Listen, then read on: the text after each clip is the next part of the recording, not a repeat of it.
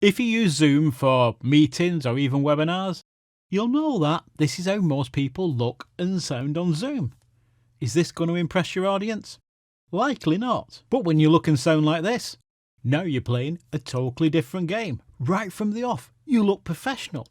This in an instant, it changes how people think about you. In this video, I'm going to give you a behind the scenes tour of my setup and tell you exactly how I pull this look off. The thing is, it's not that hard to set yourself up so you look head and shoulders above everybody else when it comes to presenting. Every time I go on a Zoom meeting, people always mention how good my video looks.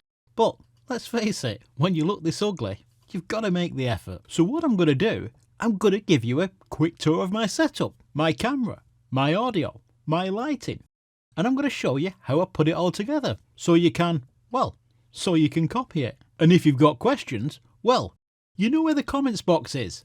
Ask me. First, the camera. Forget using the camera on your laptop for that up the nostril shot. It ain't a good look. You can buy these little clip-on webcams, and yes, they're an improvement, but you can do so much better without breaking the bank. For most Zoom calls, I use this little Sony camera, the ZV-E10. Great little camera. But really, Sony? ZV-E10 is that the best name you could come up with? Sounds more like a fax machine. So, name's crap, but I love the camera. Now, it may not look like much, but this bad boy is packed with features normally reserved for higher end professional video cameras. And I've actually got two of these little Sony cameras filming me right now. I've one that's mounted behind a teleprompter, which I don't actually use as a teleprompter. I use it as a screen directly in front of the lens, so I'm always looking directly at who I'm talking to and not breaking eye contact by looking at my screen down here like most people do when on a Zoom call. In fact, there's a tip for you. When you're presenting, keeping eye contact, it makes a world of difference to keeping your audience engaged.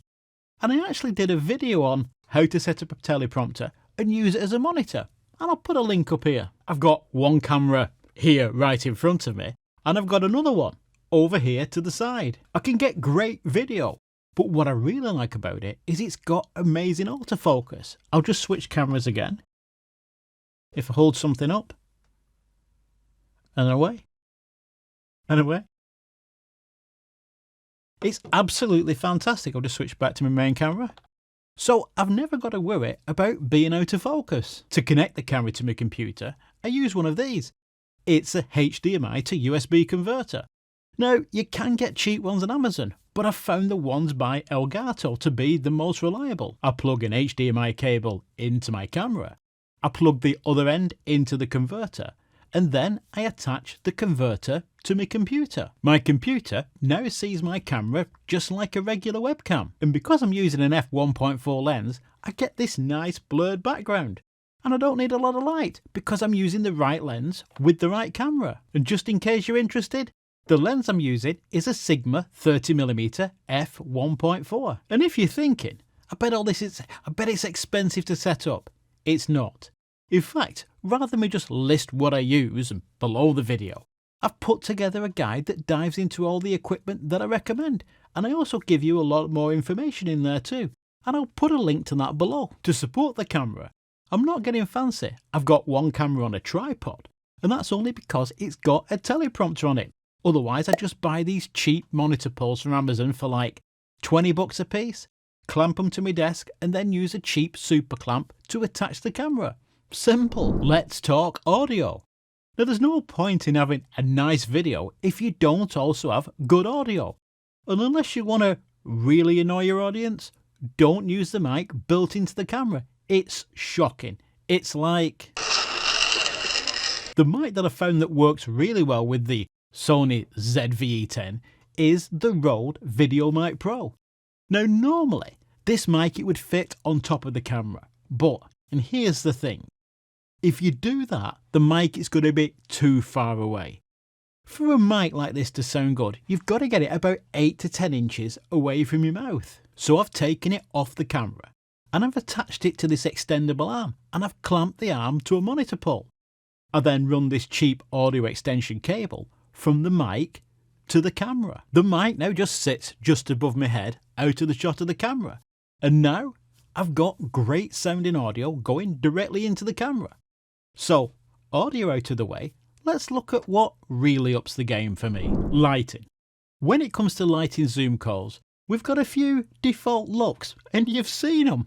We've the I'll make sure I've got enough light look, with the I'll sit next to the window, and then the classic, the never goes out of fashion, the in front of the window look. Lighting a talking head video like this, it isn't hard.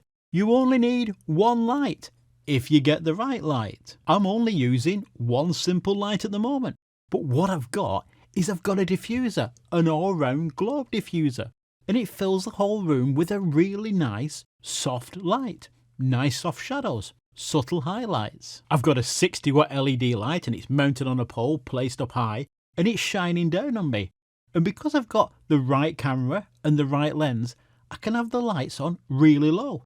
And currently it's only on like 8%. And that's why it looks nice and soft with no harsh shadows or highlights. Now, one other thing, and this doesn't actually improve the quality of the video, but what it does, it makes it so much easier for me to present on Zoom. And it's a little application called Ecamm, and I'll put a link to it below. Now, Ecamm is a Mac-only solution, but if you're on a PC, you can do the same with OBS. So using Ecamm, when I go live, I can switch between cameras. I can bring in slides, have my video overlaid on the slides. I can split my screen. I can share my screen. And while I'm presenting, I can quickly switch backward and forward with just a single click of my mouse or just by using my keyboard. I can even bring in my iPad. In fact, and this is really cool, as I'm presenting, I can use my iPad and my Apple Pencil and I can actually write on the screen. I can draw shapes like that. I can draw, I can highlight, I can even write on the screen. Ecamm really does help you level up your game. I'll just remove that.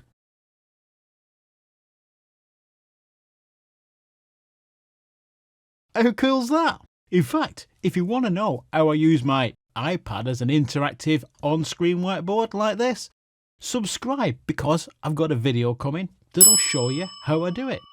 For me, Ecamm is like the missing piece that makes your presentations just flow. When you bring this all together, you totally blow your audience away. Every time I go on a Zoom meeting, even if I'm only a guest, I always get requests after asking me how I do it. Well, now the cat's out of the bag and you know how I do it. And like I said, if you want more information on how I do this and the equipment that I use, download my free guide. I hope you've enjoyed this lesson. So until next time, bye for now.